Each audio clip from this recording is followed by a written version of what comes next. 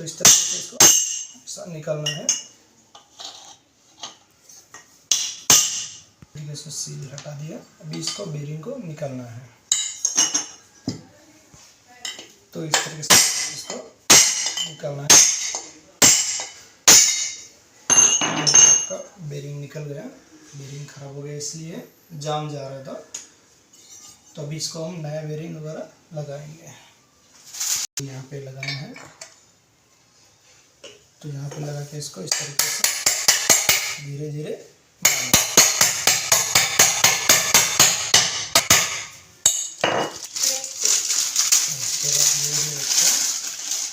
Seal लगाना है। Seal को कंपनी का टायर आता है, तो इसको हटा के बाजू लगाना है। तो इस तरीके से इसको सील को फिक्स करना है। भी हो गया फिक्स, और यहाँ पे पूरा ग्रीस भर के इसको इंस्टॉल करना है। तो फ्रेंड्स अभी हमारे काम, तो चलो फ्रेंड्स चाय मिला है, कस्टमर ने चाय ला के दिया है, तो चाय पी के काम करेंगे। तब तक आप भी चाय पी लीजिए। कई कमेंट्स में आ गया है दिल्ली से, अविनाश ने पूछा था कि ये टब सपोर्ट प्लेट उनके हाथ से अच्छे से बैठता नहीं है, तो उसके लिए क्या करें। तो फ्रेंड्स इसको ध्यान देना जरूरी होता है। ये 4 लेग से, चारों लेग में एक लेग है तुम्हारा अलग होता है, वो छोटा वाला जो लेग है वो कैपेसिटर के पास आना चाहिए।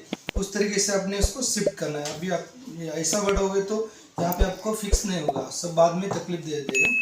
इसलिए अभी यहाँ पे ये जो छोटा वाला डंडी है वो कैपेसिटर के पास रखना जरूरी होता है। तो बोल्ट को लगा देना है।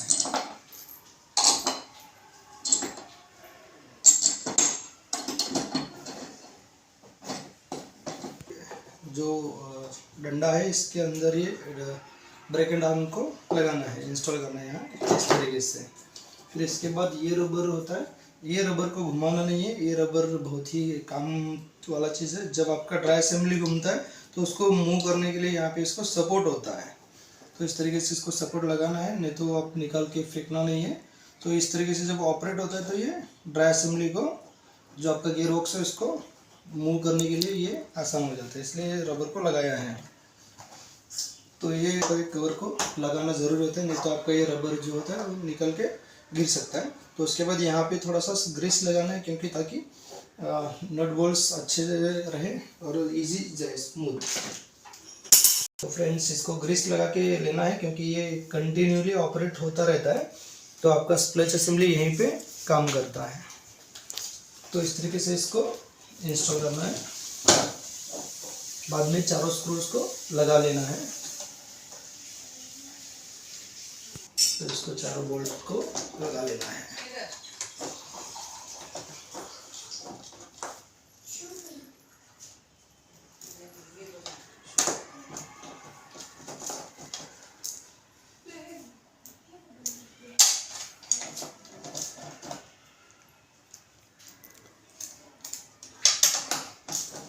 उसके बाद इसका ब्रेक का लॉक लगाना है, ब्रेक एंड आर्म लगाना है। इसके बाद क्या लगाना है अभी आपको ध्यान में आ गया।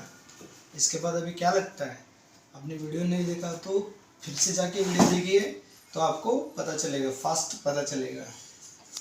तो इसके बाद आता है स्प्रिंग लगाना होता है। स्प्रिंग को 2 तरफ होता है, एक छोटा एक मोटा। छोटी वाली जो है वो चीज़ यहाँ पे रखना है। तो इस तरीके से इसको लॉक हो जाना चाहिए। उसके बाद स्प्लच असेंबली को इंस्टॉल करना है, इस तरीके से लगाना है।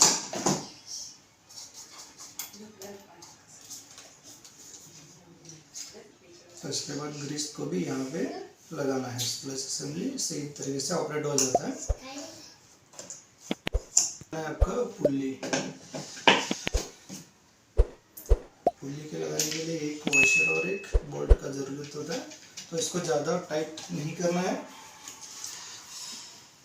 जितना भी आपका 2-3 या उंगली से जितना टाइट होता है उतना ही टाइट करना है। इसको ज़्यादा टाइट नहीं करना है, बस नहीं टाइट करना है। ये भी बेल्ट भी पूरा लूज हो गया है, तो इसलिए हम बेल्ट भी इसको रिप्लेस कर देंगे।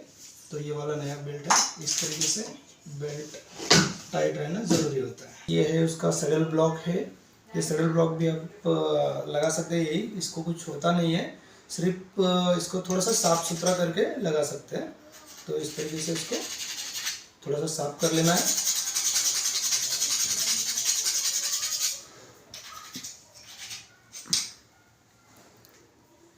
तो इस तरीके से इसको थोड़ा सा ग्रीस लगा लेना है ताकि स्मूथ बैठे।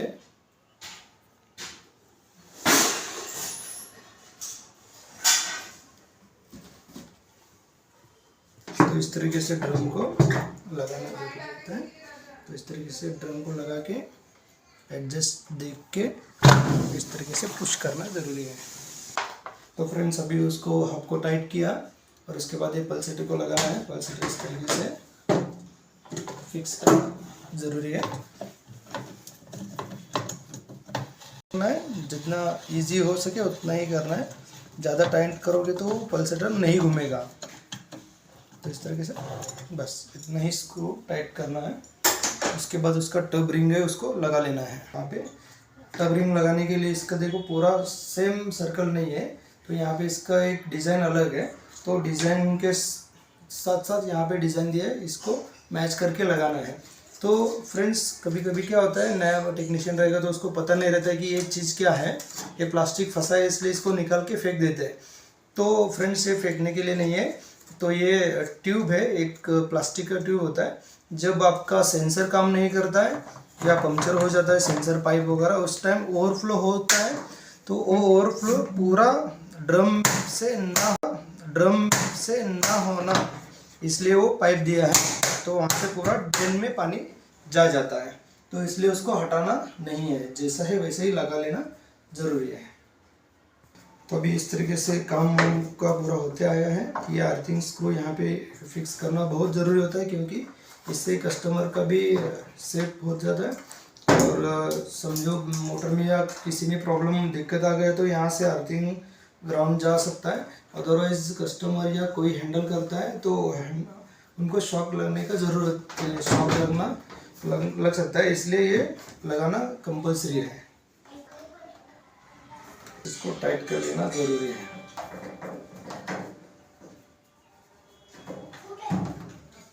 इसके बाद इसको इस तरीके से टॉप को फिक्स करना है और उसका वायरिंग हार्नेस को जुटाना है। होल्डर है, इसको इस तरीके से हैंग होता है इस होल्डर पे। तो वायर के बाद इसको यहाँ पे ये ड्रेन मोटर का है, मेन मोटर का है, अर्थिंग है, कैपेसिटर का है। आपको पता नहीं है तो आप जब निकलते हो उस टाइम पे आप उसका एक पिक लेके आपके पास रखना बहुत ज़रूरी होता है, क्योंकि वायर्स इधर से उधर हो गए तो पीसीबी वगैरह ख़राब होने का चांसेस होता है। तो फ्रेंड्स ये इस तरीके से कैपेसिटर को लग जाता है वायर्स, इस तरीके से। और ये उसका हीटर का सेंसर का वायर है या थर्मिस्टर का वायर बोल सकते हैं आप। तो फ्रेंड्स ये अर्थिंग का यहाँ पे भी लगाना ज़रूरी होता है, क्योंकि ऊपर लगाए नीचे नहीं लगाए तो मोटर को आपको अर्थिंग नहीं मिलता। मोटर शॉर्ट होने के बाद पूरा बॉडी को करंट आ सकता है। तो इसके बाद मोटर का कनेक्टर लगा लीजिए। उसके बाद आपका ड्रेन मोटर कनेक्टर लगा लीजिए। तो इस तरीके से अभी आपका वायरिंग पूरा हो गया। तो इसको ये वायरिंग हिल के ख़राब हो सकता है, इसलिए इसको केबल डाई या आपके पास कोई चीज़ रहेगा उससे बांध के रखना ज़रूरी होता है। इसके बाद ये चीज़ कभी भूलना नहीं है। फर्स्ट में स्टार्टिंग में भूल जाते हैं लोग, तो बाद में लगाने के लिए और एक बार कस्टमर घर आना पड़ता है। तो इस तरीके से इसको फिक्स करना ज़रूरी होता है। तो ये लॉक हो गया। अभी ये प्रेशर सेंसर का पाइप है। बैक पैनल इस तरीके से इसको लगाना है, इसके चारों स्क्रू को फिक्स कर देना ज़रूरी होता है।